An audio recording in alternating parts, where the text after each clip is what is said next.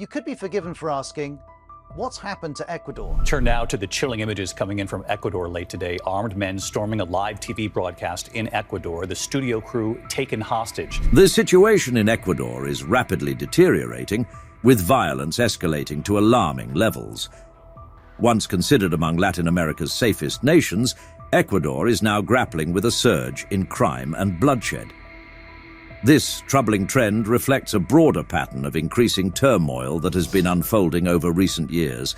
Statistics paint a grim picture of the country's plight, with the murder rate skyrocketing from 6.9 deaths per 100,000 inhabitants in 2019 to a staggering 26.7 in 2022. This surge in violence can be directly attributed to the activities of transnational drug cartels, which have established a stronghold in Ecuador and are spreading chaos and terror across the nation. The election of President Daniel Noboa in October 2023 occurred against a backdrop of unprecedented political violence. Tragically, the campaign was marred by the assassination of presidential candidate Fernando Villavicencio just 11 days before the voting commenced.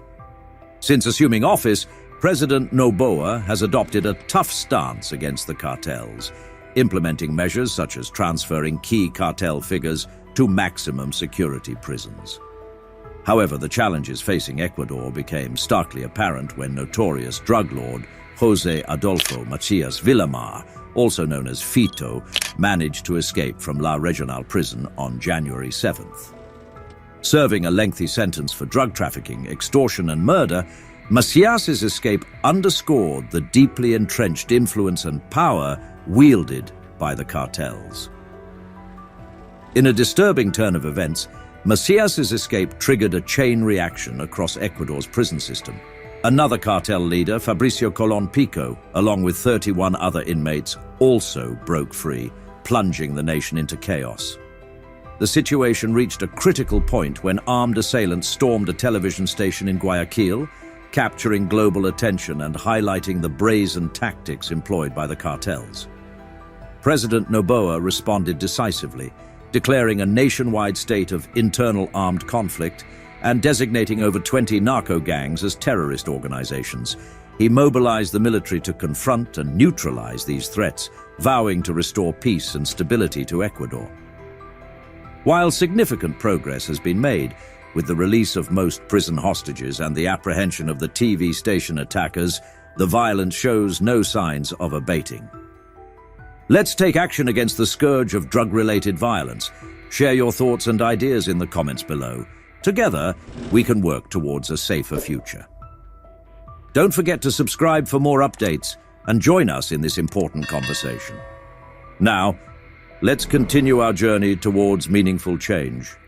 Tragically, the relentless cycle of retaliation claimed the life of the investigating prosecutor for the TV station attack, underscoring the formidable challenges ahead in President Noboa's crusade against the cartels.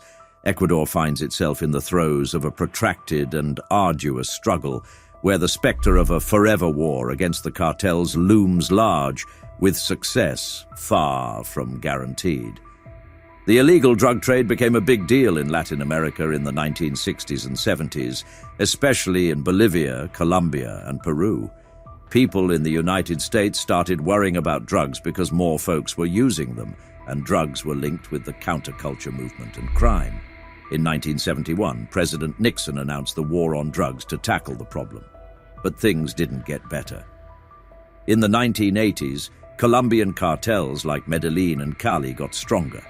They made and sold lots of cocaine, sending tons of it to the US and other countries.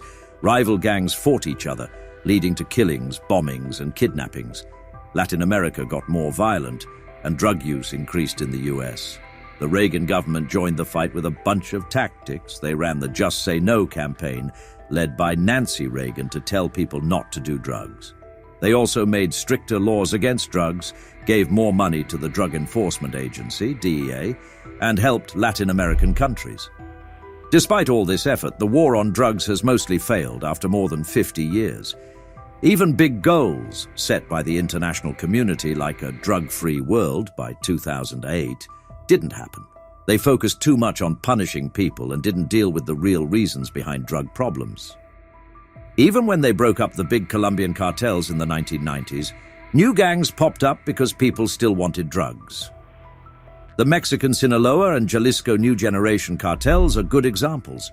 They don't just deal with cocaine, they also traffic meth, heroin, and weed. These new gangs are smart. They set up networks all over the world. Ecuador got caught up in this because it's between Colombia and Peru, the two biggest cocaine producers. Also, because Ecuador ships a lot of bananas, it's easy to hide drugs in containers. Ecuador didn't have much experience dealing with drug gangs before, which might have made it attractive to traffickers. Dealing with transnational drug cartels is really hard for policymakers. To have any chance of winning, countries need to work together with a clear plan. But right now, there isn't much cooperation among Latin American countries. Each country has its own approach, like Colombia under President Gustavo Petro, who changed drug policies, worrying the US because cocaine production went up. Corruption is also a big problem. Former Ecuadorian President Rafael Correa made deals with cartels and stopped working with the US Drug Enforcement Administration, DEA. He's now in jail for corruption. Despite these challenges, fighting a global threat like drug cartels requires a global response. We can't give up just because it's tough. Without a united strategy, the cartels will keep winning. We need to focus on why people make and buy drugs. Supplying drugs takes resources like land and people, so policies should target these areas to make a real difference. We also need to learn from past mistakes. Using the military to fight drugs doesn't work and just makes violence worse. We should focus on fixing the reasons people join cartels, like poverty and unemployment. In Mexico, for example, almost half the population is poor. Cartels exploit this by hiring people who have no other options. They're even one of the biggest employers in the country. But fixing these big problems won't be easy. Still, investing in people's futures is our best shot at beating the cartels in the long run. We also need to tackle drug use in countries where people buy drugs. If we reduce the demand for drugs, cartels lose money and power. But that means changing how we deal with drugs at home. Punishing drug users with jail time isn't working. We should focus more on education and helping people recover from addiction. Some countries are starting to do this, but not enough. Politicians worry that being soft on drugs will make them look bad, but research shows that education and support work better than punishment. Moreover, reducing the demand for illicit drugs in consumer countries is essential to weakening the cartels. By implementing comprehensive drug policies centered on education, rehabilitation, and support rather than punitive measures, governments can effectively reduce drug consumption and diminish the cartels' revenue streams.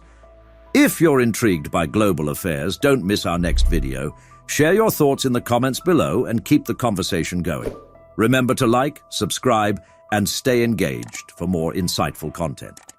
Until next time, let's continue exploring and understanding our world together.